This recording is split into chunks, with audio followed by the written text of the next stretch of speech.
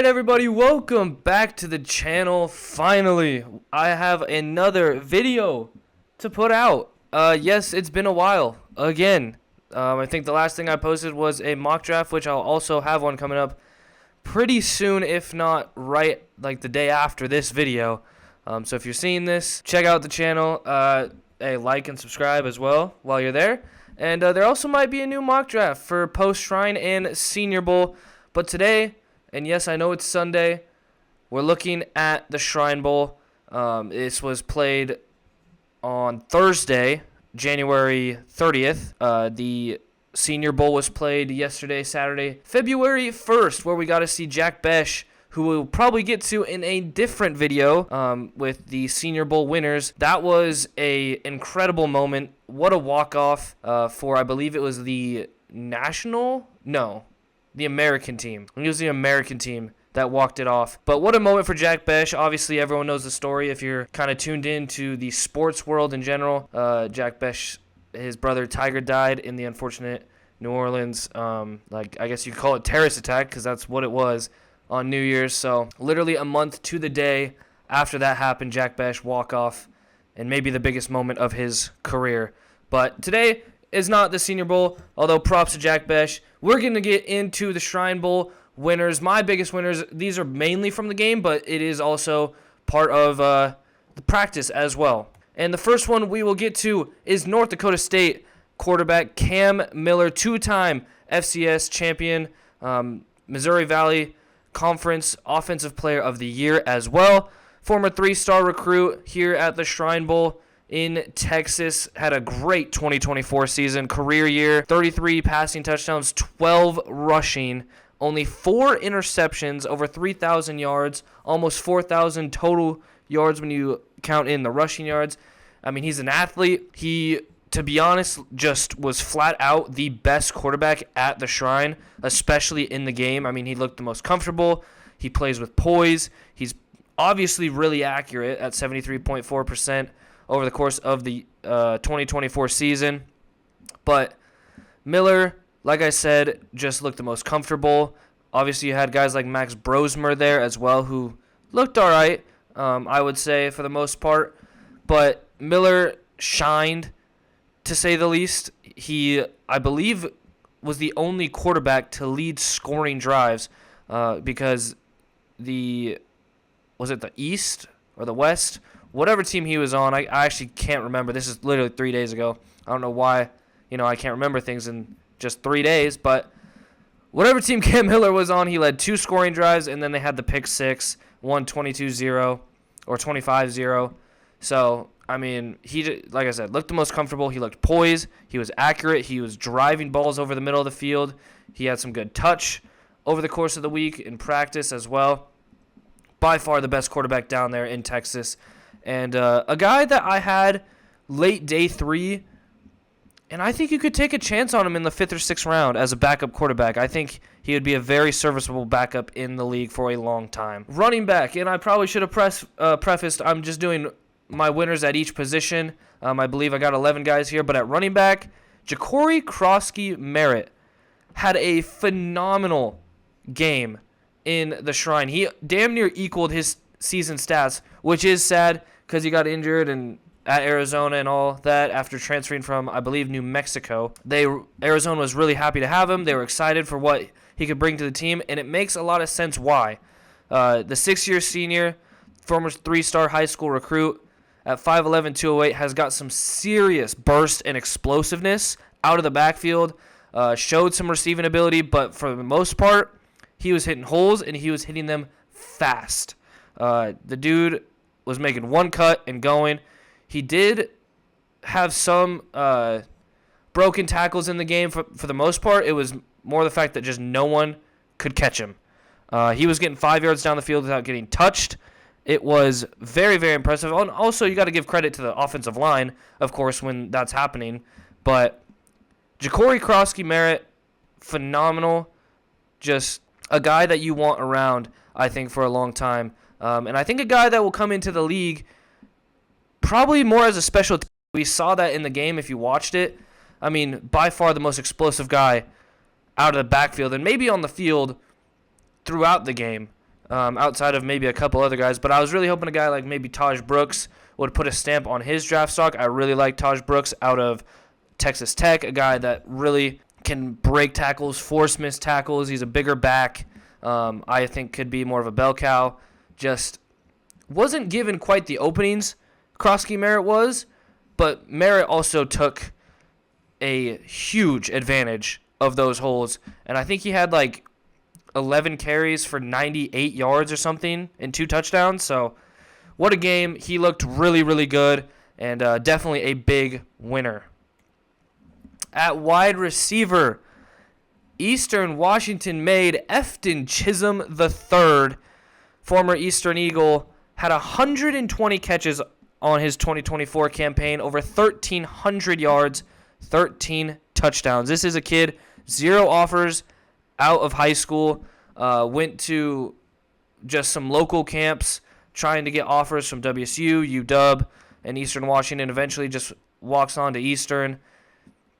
And he obviously put in the work. I mean, this is a fifth-year guy, but at 5'11", 200, I said it on Twitter. If you're not following me on Twitter, go do that. I was all over the Senior Bowl and Shrine Bowl while those games were going. And I was chatting a lot about this kid, Efton Chisholm. He reminds me a lot of Danny Amendola. And, yeah, oh, wow, another white wide receiver.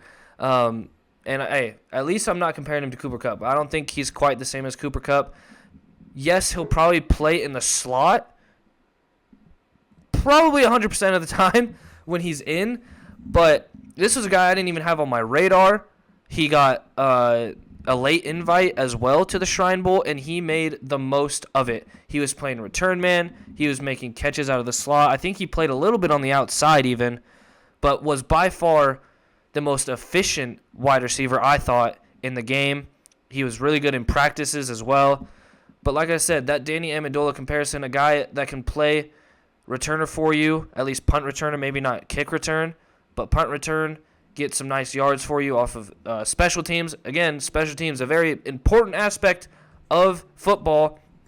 This guy can play very efficiently at that spot and also out of the slot. He just got separation at will. No one could cover him in the slot. And, I mean, if you watch the game, this guy was flashing. I believe he was number 81 all over the place. So Efton Chisholm had a huge week. I don't think huge jumps, but this is a guy that probably went from undrafted to in that 6th to 7th round conversation because of his special team contributions and what he can do just separating at the release. At tight end, I have Oronde Gadsden, the second out of Syracuse. Obviously, his dad, Oronde Gadsden, former wide receiver for the Miami Dolphins in the 90s, I believe. But Oronde Gadsden, the second, is making a little bit of a legacy of his own. He had a insane year with Kyle McCord at quarterback up in Syracuse, New York, 73 receptions, 934 yards, and 7 touchdowns. Now, this tight end group here at the Shrine wasn't as good as what we saw at the Senior Bowl, obviously. A lot more talented guys and just a lot more depth at the Senior Bowl with guys like Elijah Arroyo, Harold Fannin, Terrence Ferguson. You know, the list goes on. And this is a very talented tight end class in this 2025 NFL draft class. And Oronde Gadsden is putting his name right in the center of it. He had a good week of practices. Didn't see him a ton in the game. But, I mean, if you just go off his film, this is a uber-athletic tight end. Might need to put on a little bit of weight if he wants to play in line instead of just purely out of the slot or like an H-back type of role. But, I mean, I'm not as concerned as I am maybe with a guy like Harold Fannin's size. So, 6'5", almost 240. You can do that. I mean, I'm not going to say he's the world's best blocker, but he's not the world's worst either. Could he play at receiver? Yes, probably, and be just fine. I just don't think you want to create mismatches in the NFL, and this guy is a mismatch nightmare for any linebacker or even safety, to be honest. I mean, he's a former high school track star at 6'5", almost 240 pounds. So a guy that you want to play in line, maybe you can bulk him up a little bit but not lose the agility and the quickness that he has. And he showed that, creating separation over the course of this past week down in Texas, and on his film, of course. But Oronde Gadsden, another winner of the Shrine. At offensive tackle, there was a couple guys here. I'll probably make some honorable mentions, but Holland Pierce out of Rutgers is just a mammoth of a man. He was stonewalling guys in one-on-ones all week. He looked pretty good in the run game as well. But this is probably a more projected-based dude. Like, if you can get the most out of this guy, he is going to be a really good starter for you for probably the next 10 years. I mean, the talent and the size and the length is obviously there. I mean, 6'8", 330. My Lord. I mean, you're not going to slide that guy into guard. He's just too big. That's just what it is. So if you can get the most out of him, develop him, polish him up a little bit more, he could be a really good, serviceable tackle for a long time. And maybe he is only a swing tackle at his best, but I do think there is a chance where he does start for a long time. It's just going to be how much can you get out of coaching him up, and how much does he want to be coached up. So he looked really good. Like I said, he was one of the practice players of the week down at the Shrine, and there's a reason why, because he was just stonewalling people. I mean, I have it right there on the side, brick wall, and he better be at 6'8", 330.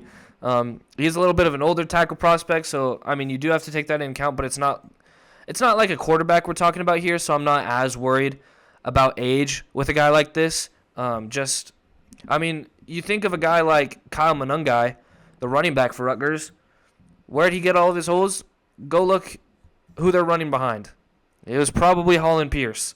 And Monangai was very, very efficient this past year, and really the last 2 years, because of Holland Pierce. So, again, still a little bit raw, but I think you can polish up pretty quickly the parts of his games that need to be, and you might have a pretty serviceable tackle for quite a while. Joshua Gray from Oregon State is my interior offensive lineman that was probably the biggest riser, but he was already a guy that was fringe top 100 to 125, I would say.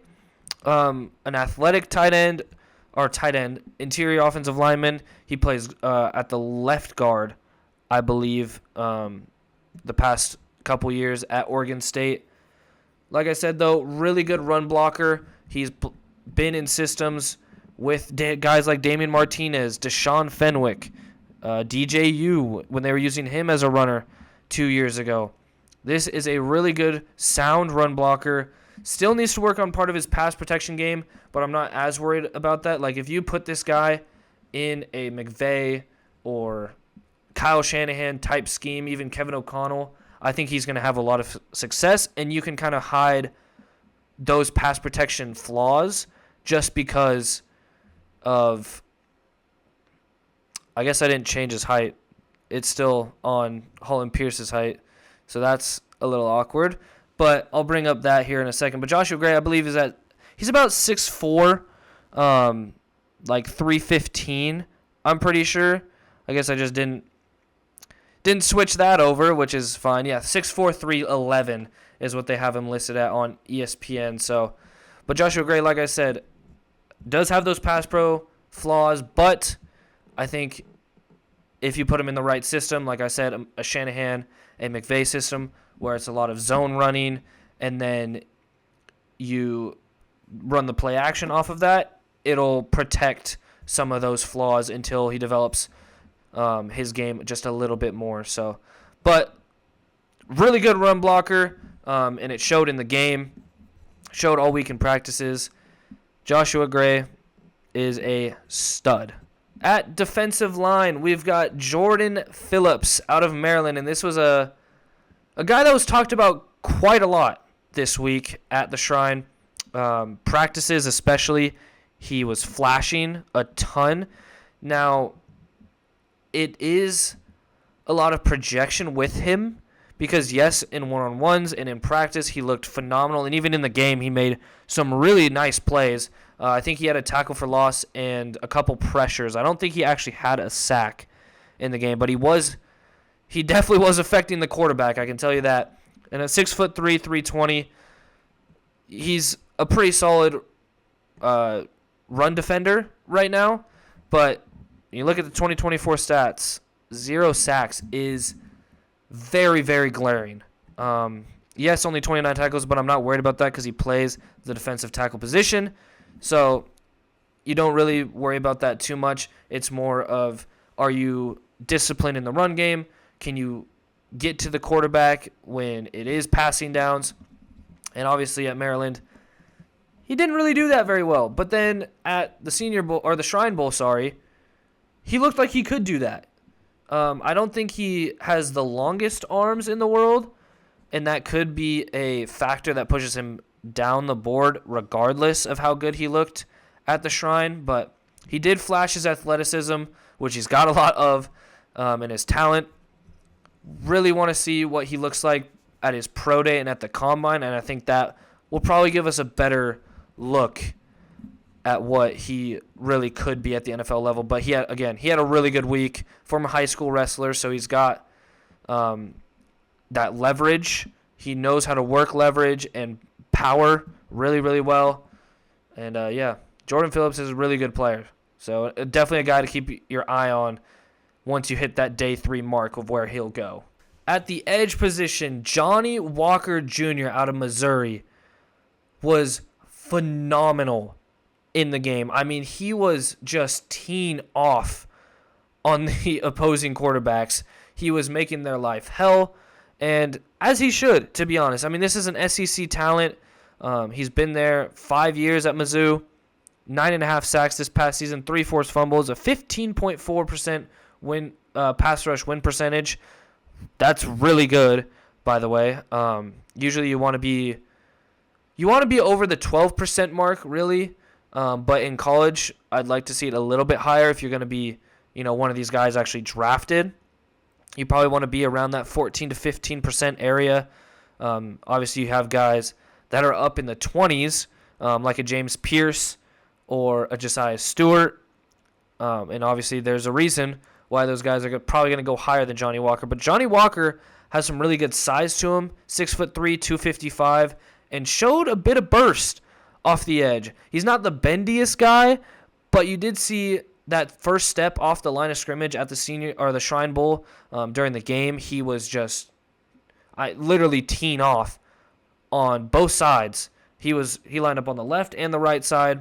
It didn't matter. He was beating whoever was in front of him. I believe he had 2 sacks in the game and maybe a tackle for loss as well, but he had a bunch of pressures. He created 1 or 2 more sacks that he didn't actually get credit for. And when you look at the film at Missouri, he does definitely pop up for the Tigers down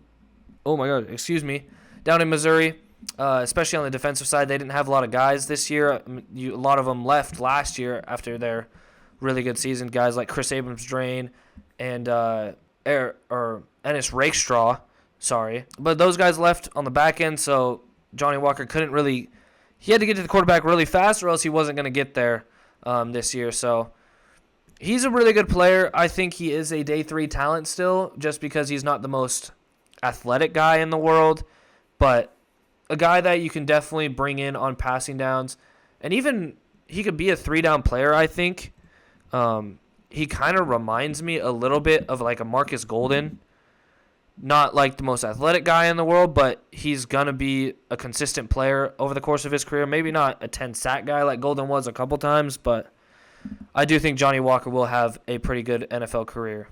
At linebacker, Francisco Mauigoa.